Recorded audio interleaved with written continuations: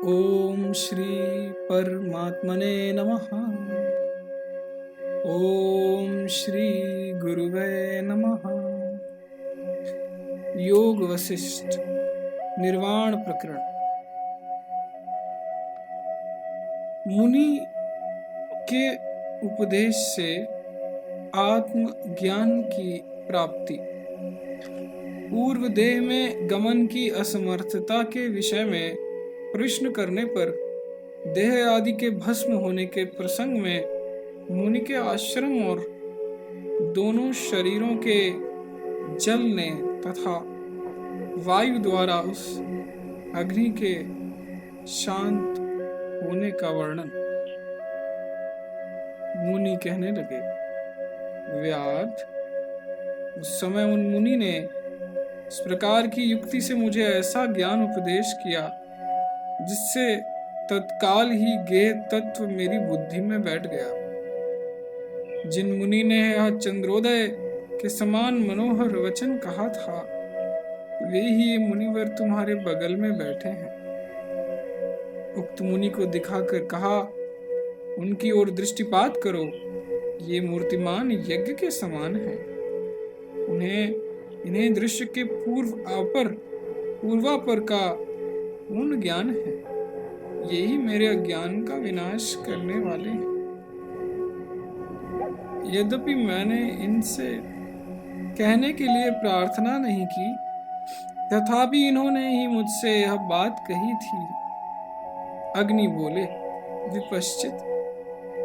उन मुनि की वह बात सुनकर वह व्याध उस समय विचारने लगा कि यह स्वप्न सृष्टि प्रत्यक्ष कैसे हो गई।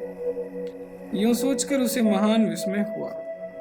तब व्याध कहने लगा, मुने, भवताप का अपहरण करने वाले आपने अभी अभी जो बात मुझसे कही, वह तो महान आश्चर्यजनक है और मेरे मन में नहीं बैठ रही। मुनिवर, स्वप्न में जिनका आपने अपने उपदेशक रूप से वर्णन किया था, उन्हीं के जागृत में प्रत्यक्षता बतला रहे हैं और मैं भी उन्हें प्रत्यक्ष देख रहा हूँ। इसीलिए मैं इसे परम विस्मय की बात मानता हूँ।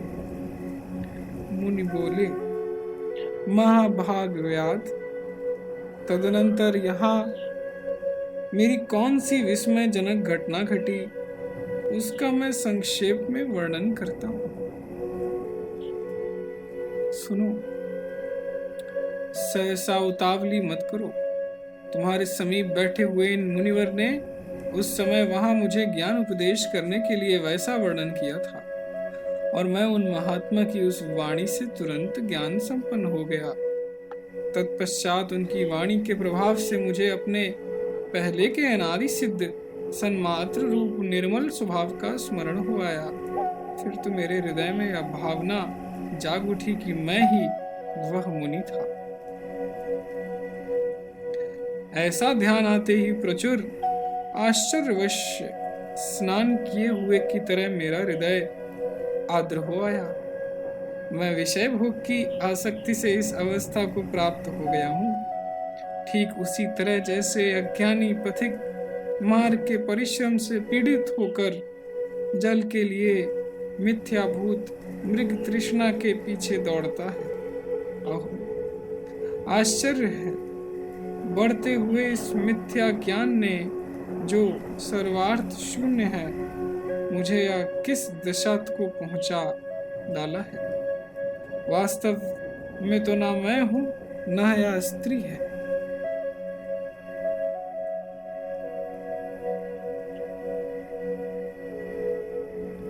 ना यह घर है और ना यह भ्रम ही, यह सब कुछ मिथ्या है।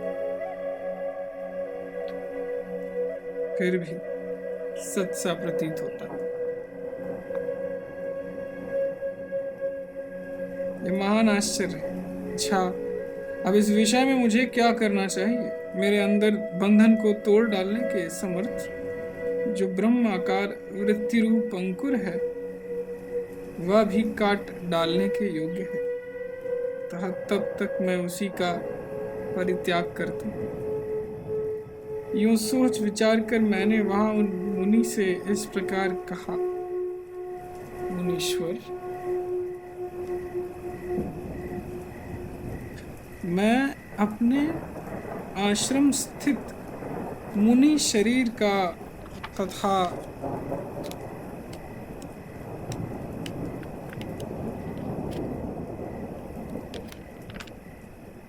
जिस शरीर को देखने के लिए प्रवृत्त हुआ हूँ उसका भी निरीक्षण करने के लिए जाता हूँ। यह सुनकर वे मुनिवर उस समय ठठाकर हंस पड़े, मुझसे कहने लगे,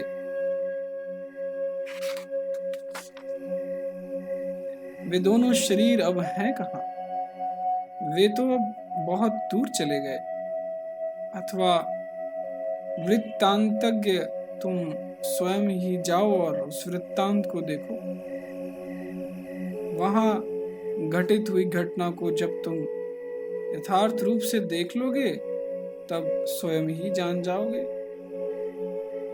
मुनि के यूं कहने पर मैंने अपने उस प्राक्तन मुनि शरीर का स्मरण करके वहां जाने की इच्छा से इस स्वप्न कल्पित रूप का परित्याग कर दिया और चिदात्मा रूप अपने जीव को प्राण के द्वारभूत पवन से संयुक्त कर दिया। चलते समय मैंने उन मुनि से कहा, मुने, अपने प्राक्तन शरीर का अवलोकन करके जब तक मैं लौटता हूँ तब तक आपको यहाँ बैठे रहना चाहिए। यूं कहकर मैं वायु में प्रविष्ट हुआ। तदनंतर मैं बड़ी उतावली के साथ उस वायु रूपी रथ पर आरूढ़ होकर पुष्प की सुगंध की तरह उस अनंत आकाश में जाकर चिरकाल तक भ्रमण करता रहा। परंतु बहुत देर तक भटकते रहने पर भी मुझे वहां से निकलने के लिए उस प्राणी के गले का छिद्र आदि कोई मार्ग प्राप्त नहीं हुआ। तब मैंने मुनि के पास जाकर उनसे पूछा, मुनिराज, यद्यपि मैं स्थावर पर्यंत अपने विस्तृत संसार मंडल में चिरकाल तक भ्रमण करता रहा, तथापि मुझे वह गले का छिद्र नहीं प्राप्त हुआ। इसका कारण क्या है? मेरे यूं प्रश्न करने पर वे महाशय मुनि बोले, कमल नयन, तुम उस शरीर वृत्तांत को उपदेश किए गए बिना ही स्वयं अपनी बुद्धि से कैसे जान गए? यदि योग से एकाग्र हुई बुद्धि के द्वारा तुम स्वयं ही इसका अवलोकन करते हो, तब तो हाथ पर रखे हुए कमल की तरह तुम्हें उसका पूर्णतया ज्ञान है ही। तथापि यदि तुम्हें मेरे मुख से सुनने की इच्छा है तो मैं उस यथाघटित वृत्तांत का पूर्ण रूप से वर्णन करता हूँ, सुनो। तुम अपने को जैसा समझते हो वैसे व्यष्टि जीव रूप नहीं हो। तुम तो समस्त प्राणियों के तप रूपी कमल के लिए सूर्य रूप, कल्याण रूपी कमलों की खान और भगवान श्री हरि के नाभि कमल की कर्णिका अर्थात हिरण्यगर्भ हो। वही तुम किसी समय व्यष्टि भाव रूप स्वप्न देखने की इच्छा से तपस्या में स्थित होकर उस पुष्ट हुई बुद्धि द्वारा किसी प्राणी के हृदय में प्रविष्ट हुए। जिस हृदय में तुमने प्रवेश किया वहां पृथ्वी और स्वर्ग लोक जिसका उदर है उस विस्तृत लोकी को देखा था। इस प्रकार यद्यपि तुम वहां बड़ी देर तक स्वप्न देखने में व्यग्र थे, तथापि तुम्हारे शरीर में तथा महावन में सोए हुए उस जीव के शरीर में जिसमें तुम स्थित थे आग लग गई। फिर तो धुएं से धूमिल हुए मेघ रूपी वस्त्रों से आच्छादित आकाश चंदोवा सा मालूम पड़ने लगा। अलात चक्र सी उड़ती हुई बड़ी बड़ी चिंगारियां सूर्य मंडल एवं चंद्रमंडल सी जान पड़ती। उस अग्नि ने जले हुए मेघों पर भस्म पूर्ण धुएं के मेघ रूपी कंबलों द्वारा आकाश को ऐसा आच्छादित किया मानो वे नीले आकाश दल की रक्षा कर रही हूँ।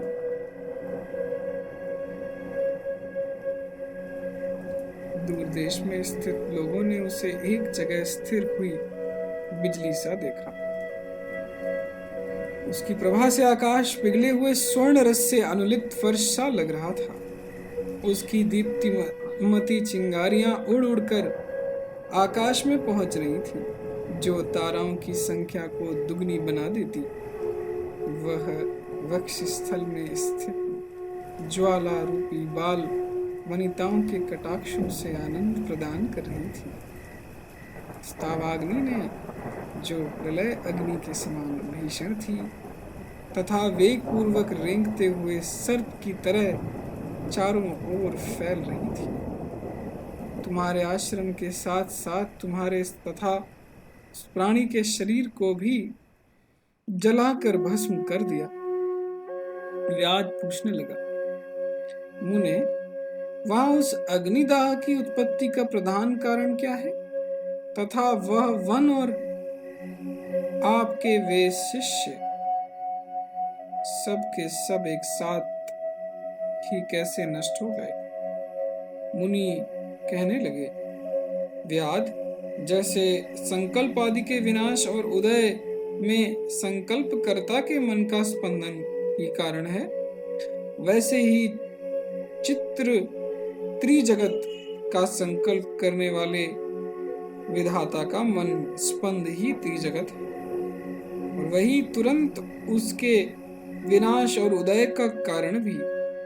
चूंकि ब्रह्मा का संकल्प नगर ही जगत है, इसलिए उनके मन का स्पंदन ही इस संसार में प्रजाओं की उन्नति, क्षय, क्षोभ, वृष्टि और आवृष्टि आदि का कारण है। ब्रह्मा का मानसिक संकल्प इस त्रिलोकी का कारण है, अतः यह त्रिलोकी कल्पित है। विद्वानों की निर्मल दृष्टि में चिदाकाश को ही शोभा विकसित होती है, किंतु जो मूर्ख हैं उनकी दृष्टि में वह जैसी अथवा जिस प्रकार की भासती है, तन्मयी ही है, वास्तव में तो वह सत नहीं। समागत मुनि बोले, मुने, वहां उस अग्नि ने दोनों शरीर, आश्रम, नगर, वे घर और वे वृक्ष आदि सबको सूखे तिनके के समान शीघ्र ही जलाकर राख का ढेर बना लिया, तथा अत्यंत दाह के कारण जिसकी बड़ी बड़ी शिलाएं फट गई थीं, ऐसे तुम्हारे उस आश्रम में सोए पड़े हुए वे दोनों शरीर भस्म हो गए। इस प्रकार संपूर्ण वन को पूर्ण रूप से जलाकर वह आग धीरे धीरे उसी प्रकार शांत हो गई, जैसे समुद्र के जल को पीकर अगस्त्य जी शांत हो गए थे। तत्पश्चात वह अग्नि अदृश्य हो गई। इस अग्नि के अदृश्य हो जाने पर वायु उस संपूर्ण भस्म राशि को, जो पहले हवा के लगने से उद्दीप्त होकर फिर अत्यंत शीतल हो गई थी, पुष्प राशि की भांति कण कण करके उड़ा ले जाती। इससे अब पता ही न चलता कि वह आश्रम कहाँ था और वे दोनों शरीर कहाँ चले गए, तथा जो पेटी की तरह बहुत से लोगों का निवास स्थान था, वह नगर जगत पुरुष के स्वप्न नगर की तरह कहाँ विलीन हो गया। इस प्रकार जब तुम्हारे तथा उस प्राणी के शरीर का अभाव हो गया, तब उस समय तुम स्वप्न के भ्रम से ग्रस्त थे,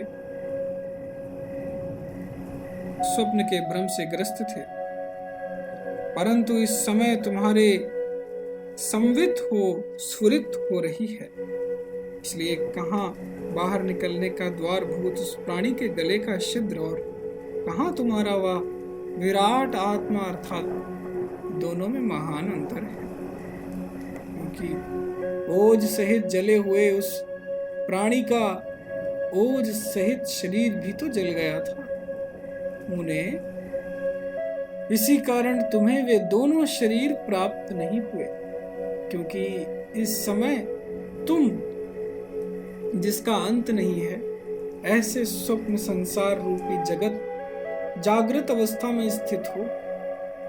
सुव्रत, इस प्रकार तुम्हारा यह स्वप्न ही जागृत भाव को प्राप्त हो गया है, और हम सब लोग तुम्हारे स्वप्न पुरुष हो गए।